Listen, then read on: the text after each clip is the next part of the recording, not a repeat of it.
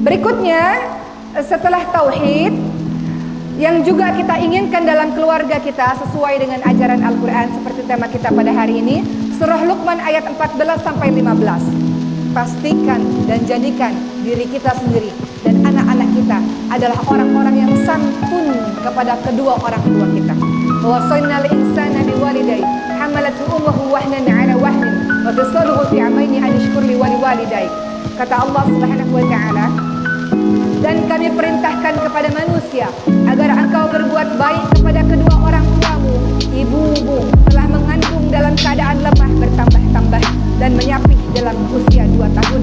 Berterima kasihlah, bersyukurlah kepada Allah, dan bersyukurlah, berterima kasihlah kepada kedua orang tuamu. Ibu-ibu, bapak-bapak yang saya hormati, kita kadang-kadang bisa baik sekali sama orang-orang di luar sana. Sama orang-orang di luar sana kita bisa baik. Kenapa? Ya tentu saja sesekali kita bertemu dengan mereka, atau mungkin kita berbuat baik kepada dia. Kalau kita nggak berbuat baik, nanti mungkin kita bisa dipecat dalam pekerjaan. Kalau kita nggak berbuat baik, mungkin nanti dia nggak bisa kasih bantuan lagi sama kita. Gampang kita berbuat baik sama orang lain. Namun orang yang terbaik adalah yang memiliki akhlak yang paling baik bersama dengan anggota keluarganya. Salah satunya adalah orang tuanya. Siapakah sesungguhnya diri kita? Tanya pada orang-orang di rumah. Karena orang-orang di rumah lah yang paling tahu siapa diri kita sebenarnya. Kadang-kadang kita ini memiliki dua wajah, ibu dan bapak sekalian. Di luar baik, Masya Allah, santun, Masya Allah. Ketika berada dalam rumah, bisa saja berbeda. Betul nggak ibu sekalian? Di rumah, di luar rumah, Masya Allah, baiknya, ramahnya, santunnya, luar biasa. Namun ketika engkau berada dalam rumah, orang di rumah lah yang paling tahu siapa sesungguhnya dirimu. Bolehkah kita berkaca sekali-kali kita tanya pada diri kita sendiri, siapakah saya ini sesungguhnya? Kenapa sikap saya ini bisa berbeda sekali? Di luar berbeda, dalam rumah berbeda. Orang-orang yang sesungguhnya orang-orang yang baik, siapa sih orang baik itu? Kata Rasulullah, yang terbaik adalah mereka yang terbaik pada keluarganya. Engkau marah-marah pada keluargamu, mereka tetap keluar. Engkau marah-marah pada ibumu, dia tetap ibumu, dia tidak akan memecatmu menjadi anak. Engkau marah-marah pada pasanganmu, dia tetap istri atau tetap suamimu, tidak akan memecat kita menjadi yang lain-lain, gitu ya. Tapi kalau kita nggak baik pada atasan, kita dipecat. Makanya kita berbuat baik pada mereka. Padahal seharusnya yang paling utama yang kita berbuat baik adalah orang yang berada dalam rumah, khususnya orang tuamu. Orang tuamu yang mengajarkanmu berbicara. Lalu sekarang ketika kita sudah pandai, sudah berilmu, sudah mendapatkan gelar yang banyak, mendapatkan jabatan yang bagus, lalu di saat itu untuk menyakitinya, sampai hatikah kita teman-teman sekalian berkata ketus untuknya? Ada seorang anak yang pusing dengan masalah rumah tangganya, pusing dengan masalah ekonominya. Kemudian dia berkata ketus dan marah-marah kepada ibunya. Ibunya nggak ada salah apa-apa. Kau pusing dalam urusan yang lain, kenapa kau marahi ibumu yang sudah tua renta itu? Atau juga ada anak-anak yang terlalu sibuk, saking sibuknya nggak ada waktu untuk sekedar bertanya kabar tentang ibunya, bertanya kabar kepada ayahnya. Boro-boro nganterin ke rumah sakit, bertanya kabar aja nggak sempet, nelpon aja nggak sempet. Kadang-kadang orang tua kita menelpon kita, itu pun nggak sempet kita angkat misalnya, teman-teman sekalian.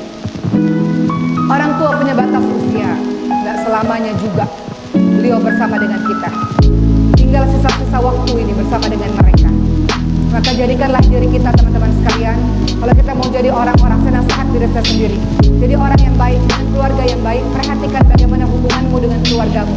Bisa jadi rumahmu berantakan, rumahmu panas, bertengkar terus-menerus, karena bisa saja engkau pernah menyakiti hati orang tuamu, yang orang tuamu akhirnya terluka dan berdoa untukmu dengan doa yang akhirnya menyulitkan kehidupanmu.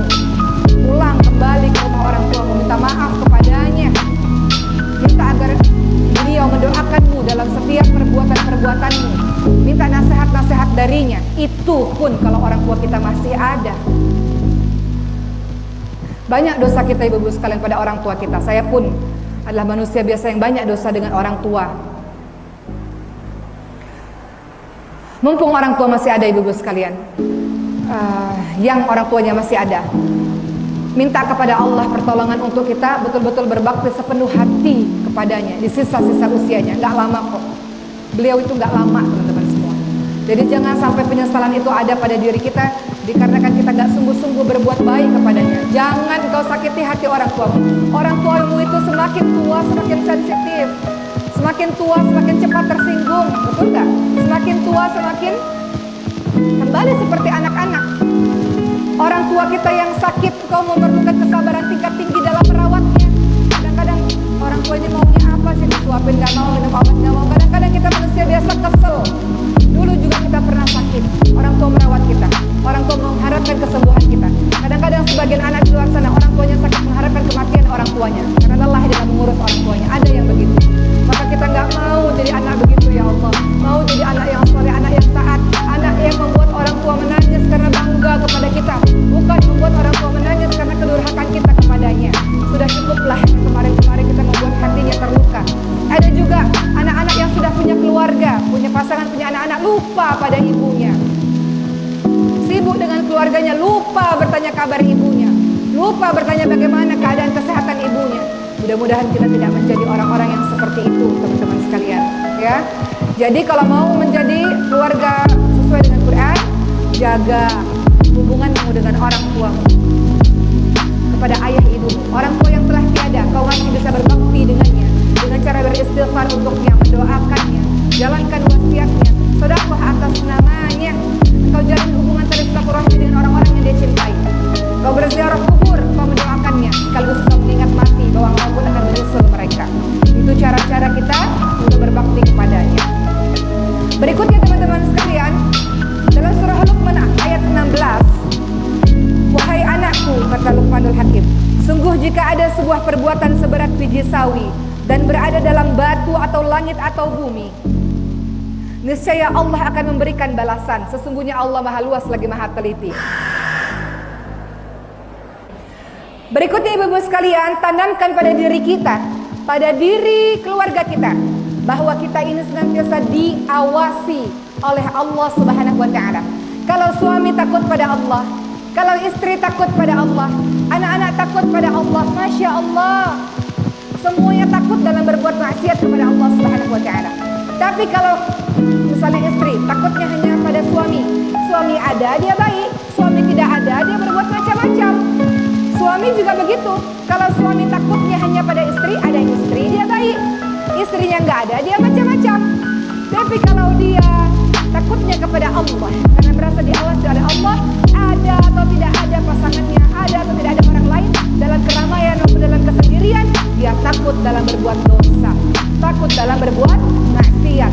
Anak-anak kita, didik anak-anakmu itu untuk, wahai nak, Allah maha lihat sayang, Allah tahu nak, Allah dengar nak. Sebutkan kalimat Allah, Allah, Allah di telinganya sehingga dia sadar dia diawasi oleh Allah Subhanahu wa ta'ala. Suatu contoh, suatu keadaan di mana anak saya namanya Khadijah, ibu sekalian. Beliau pernah bohong kepada saya. Dan ini menjadi pelajaran berharga untuknya, dan dia ingat sekali kejadian itu dan dia berjanji tidak akan mengulanginya lagi. Pada saat itu dia meminta roti kepada saya buatkan. Saya katakan, Khadijah kalau buat roti, Uma buatkan, Khadijah harus habiskan. Kalau enggak, Uma mungkin buat setengah. Kata dia, iya Khadijah habiskan. Namun ternyata dia buang roti itu ibu sekalian karena dia kenyang. Dan dia takut beritahu kepada saya karena dia takut mungkin saya marah gitu ya. Jadi saya katakan pada Khadijah, Khadijah, Uma tidak tahu di mana roti itu, tapi Allah maha melihat. Apa yang Khadijah lakukan? Maka dia katakan, ya Khadijah minta maaf Uma, Khadijah membuang roti tersebut. Saya katakan, Khadijah, Allah mungkin Uma tidak lihat, tapi Allah Subhanahu wa ta'ala lihat. Tidak boleh melakukan hal ini lagi di kemudian hari. Tidak boleh berbohong, karena Uma tidak pernah berbohong kepada Khadijah. Maka Khadijah tidak boleh berbohong kepada Uma, harus jujur, bicara yang jujur. Kemudian kedua, Uma menghargai kejujuran Khadijah. Alhamdulillah, terima kasih Khadijah. Uma sudah mendengar alasan Khadijah karena Khadijah kenyang. Alhamdulillah. Namun yang kedua yang juga tidak boleh dilakukan adalah membuang-buang makanan. Banyak orang-orang yang memerlukan makanan. Saya putar video di mana video itu berisi anak-anak Afrika yang kelaparan, sehingga dia mengerti kenapa dia tidak boleh buang makanan. Jadi di dalam cerita tadi saya mengajarkan kepadanya, Allah mengawasi nak, Allah lihat sayang. Uma tidak lihat, mama ini tidak lihat, tapi Allah melihat apa yang kau kerjakan. Jadi tanamkan pada diri kita, keluarga kita, pasangan kita, Allah lihat, nggak apa-apa. Saya nggak tahu, tapi Allah maha tahu, Allah dengar, Allah lihat, Allah maha teliti, Allah maha membalas setiap perbuatan. ada perasaan muraqabah, senantiasa diawasi oleh Allah Subhanahu wa taala. Surah Luqman ayat 17 sampai ayat 17 ya. Saya bacakan artinya. Wahai anakku, laksanakanlah salat. Ibu-ibu sekalian, tegas dalam urusan salat. Jangan main-main dalam urusan salat. Kata Rasulullah sallallahu alaihi wasallam, ajarkan anak-anakmu salat 5 waktu di umur 7 tahun. Kalau tidak salat umur 10 tahun, maka berikan hukuman kepadanya. Salat bukan perkara main-main. Tegas dalam urusan salat, ibu sekalian. Salat itu yang akan menjaga anak-anak kita. Jadi kalau di masjid ada anak-anak yang main-main, gak apa-apa, dia sedang kita ajarkan untuk mencintai masjid, untuk mencintai salat. Ya. Perintah salat ini adalah perintah yang kita harus tegas. Ibu-ibu lagi keluar rumah, bapak-bapak lagi keluar rumah, pastikan anak-anak di rumah salat. Telepon anaknya, udah salat belum nak? Atau telepon asisten rumah tangga, udah salat belum anaknya? Gitu ya. Anak saya udah salat belum? Kabarkan pada saya. 5 waktu, ibu-ibu harus perhatikan salatnya anak-anak itu. Saya pergi safari dakwah ibu-ibu sekalian, 5 waktu harus mbak di rumah mengirimkan foto dan video ketika anak-anak sholat sebagai bukti anak-anak itu sudah sholat. Anak saya umurnya 5 tahun, 7 tahun dan 8 tahun sudah harus sholat semuanya. Jadi ibu-ibu dan ayah-ayah memastikan pasangannya, anak-anaknya udah sholat belum, harus begitu tuh tiap hari di rumah. Ibu-ibu melakukan itu kan tiap hari di rumah harus, bahkan ketika ibu-ibu pergi ya keluar kota ke kemana ke, pastikan di rumah itu sudah sholat belum. Dan doa dalam surah Ibrahim ayat 40, doanya Rabbi ja'alni muqimas salati wa min dzurriyyati rabbana wa taqabbal du'a. Ya Tuhanku, jadikanlah aku dan anak cucuku orang-orang yang tetap mendirikan salat. Salat itu pembeda antara orang beriman dan orang tak beriman. Tidak boleh di rumah. Umur 7 tahun itu 5 waktu. Artinya sebelum umur 7 tahun sudah diajarkan salat. Walaupun mungkin baru gerakan. Anak saya paling kecil Sulaiman, umurnya 2 tahun. Dia salat dengan gerakannya, walaupun belum dengan bacaan. Ajarkan anak-anak untuk salat. Berikutnya masih dalam surah Luqman ayat ke-17. Perintahkan kita semua anggota keluarga untuk amar ma'ruf nahi munkar. Nah, peka. Ketika ada orang-orang, ajak orang-orang untuk berbuat baik. Ketika ada kemungkaran, halang orang-orang untuk berbuat kemungkaran. Kita ini bukan mau masuk surga sendirian. Umat Islam ini dikategorikan disebut umat terbaik karena engkau peduli dengan saudaramu. Kita ini disebut umat terbaik karena engkau cinta pada saudaramu. Engkau kasihan kalau lihat saudaramu itu masih jauh daripada Allah Subhanahu wa taala. Makanya kewajiban dakwah, kewajiban kita semua. Kita ini dai dan daiyahnya Allah, apapun profesi kita, amar ma'ruf nahi munkar, mengajak orang pada kebaikan. Tidak bisa kita katakan ya dia dosa-dosa dia, yang penting saya baik. Enggak begitu. Kita ini kuntum khairu ummah ukhrijat linnas ta'muruna bil ma'ruf wa tanhauna 'anil munkar. Kamu sekalian adalah umat terbaik yang dilahirkan untuk manusia, punya tugas mengajak orang lain pada kebaikan semampumu, mencegah orang lain pada kemungkaran. Berikutnya yang diterapkan pada keluarga kita, sifat sabar. Dalam Quran dikatakan dan sabarlah terhadap apa yang menimpamu. Wasbir 'ala ma asabak. Jadi sabar ada 3. Ibu sekarang sabar dalam menjalankan ketaatan, sabar dalam menjalankan ketaatan, sabar dalam menjauhi kemaksiatan, sabar dalam menghadapi ujian-ujian Allah. Sabar. Karena ujian Allah tidak pernah berhenti. Sudah selesai satu, datang lagi yang satu. Belum selesai satu, datang lagi. Selalu begitu. Jadi kunci sukses dalam kehidupan sabar. Karena nanti di hari akhir, di pintu-pintu syurga, malaikat akan menyambut dengan kalimat salamun alaikum bima sabartum. Salam sejahtera untuk orang-orang yang sabar. Nih, silakan masuk ke syurga. Engkau di dunia sudah sabar dalam menghadapi ujian-ujian Allah. Engkau sabar dalam keistiqomahan jadi orang-orang baik, sabar ketika qiyamul lail, sabar dalam membaca Quran, sabar dengar ceramah walaupun agak panas. Ya. Kata para malaikat masuk untuk orang-orang yang sabar. Dan terakhir adalah perkara akhlak. Dalam surah Luqman ayat 18-19, janganlah kamu memalingkan wajahmu dari manusia karena sombong, dan janganlah kamu berjalan di muka bumi ini dengan angkuh. Sungguh Allah tidak menyukai orang-orang yang sombong lagi membanggakan diri. Jangan sombong, ibu-ibu sekalian. Kita ini membutuhkan manusia yang lainnya. Engkau tidak bisa hidup sendiri. Nanti kalau meninggal dunia, jenazahmu tidak bisa masuk sendiri ke dalam liang lahat. Betul? Apa yang kau sombongkan?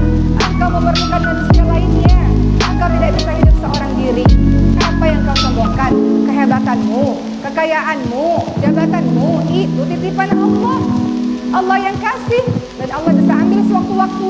Engkau merasa dirimu hebat, orang lain juga hebat dalam bidang yang lain. Jangan lagi ya Bu, kalau kita ngeliat orang, lihat atas, lihat bawah. Ada orang lihat atas ke bawah-bawah ke atas, nggak level misalnya. Ya, ada nggak begitu? Lihat atas ke bawah-bawah ke atas.